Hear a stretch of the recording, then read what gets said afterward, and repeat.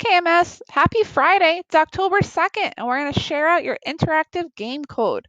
So hopefully you opened up Classroom and you have the interactive game code directions, the cheat sheet that'll definitely help you out. We've been using this all week to code your interactive game. So you should have a character that moves with your arrow keys, a second character that falls from the sky. We coded those sprites to interact with one another.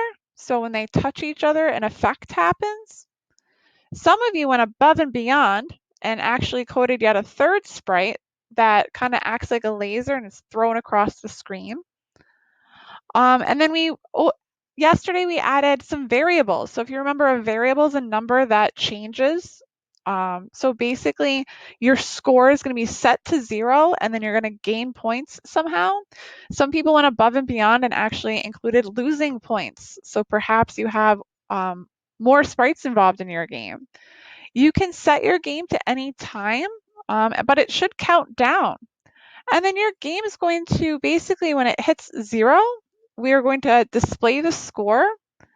And today you're going to add the feature of the end game.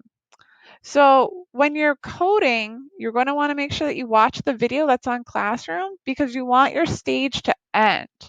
So on your stage, you're going to have code where when the green flag starts, it looks a certain way.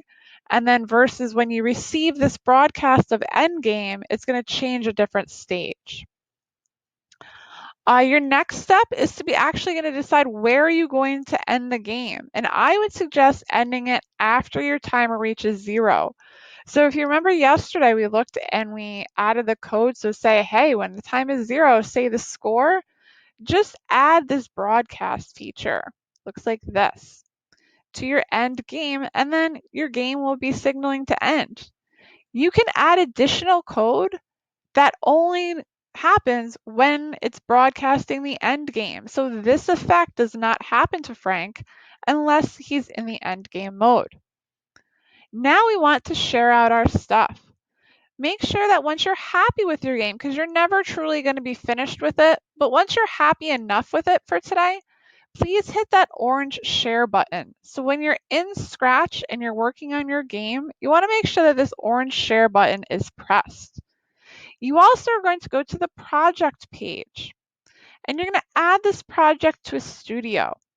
So when you click studio, you want to make sure that the studio that you are in is checked and you click OK. That way, when someone's logged into their Scratch, they can click on their name and go under classes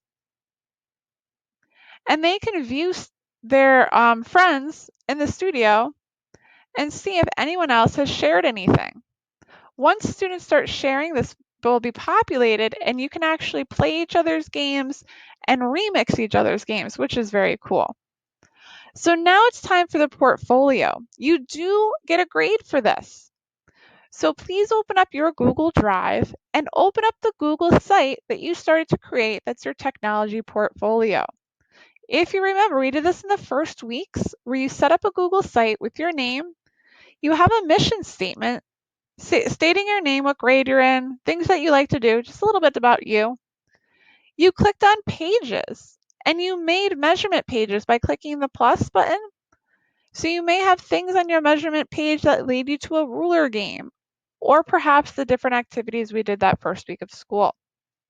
You're going to have a coding page.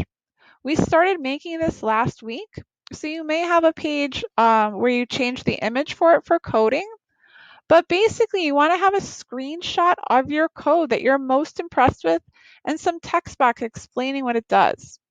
Then we discovered we can not only add a text box, but you can also embed the link. So again, when you're in your studio and you're looking at your stuff and you go to your project page, so you just clicked on it and it's the project page, and you know this because there's no edit button right here. It's just fine like that. You can actually go to copy link and it gives you the embedded code. You can copy all of that code, and on your Google site, on your portfolio for technology, in your coding basics page, you can add embedded code. By adding it under embedded code, Control V to paste, you can actually have the people play your game on the screen. So you do have to hit insert, and again, with Wi-Fi, it will turn up eventually, I promise. So down here, I would just add a text box of explaining how it works, and I would also take a screenshot of my code. So you can see it's coming in right here. So again, to take a screenshot, perhaps you're looking at your code. So you want to be able to see inside. And perhaps what the code that you're most proud of. This is code down here that I didn't know that you can do. I didn't know that you could actually have an if statement that only happens if it's looking like a certain costume. So that's pretty cool. I'm going to screenshot that again on a Chromebook. If you hit Control and the screenshot button, it's the rectangle with the 2 lines above the 6. You say copy to clipboard. And then on your page, you can just hit Control V and it will paste it right on there.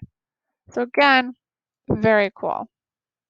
Please make sure that you hit that publish button. Okay. When you hit that publish button, it's going to show you your old page, your new page, hit publish again, and you are all set. Please fill out today's Google form. You don't have to send me this link because I already have it, hopefully. I do have a list of links from all the students, so I'm hoping to see an update to your coding page this weekend. All right, guys, if you have any questions, please email me.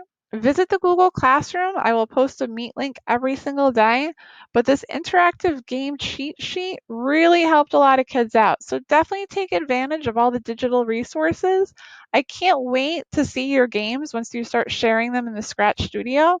Really nice job this week, guys. You had a great week. I can't wait to announce the raffle winners.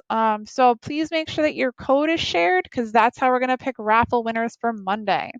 If you're able to share code in Classroom onto the studio, I will send you and you will be a raffle winner for week 4, week 5, whatever week we're in.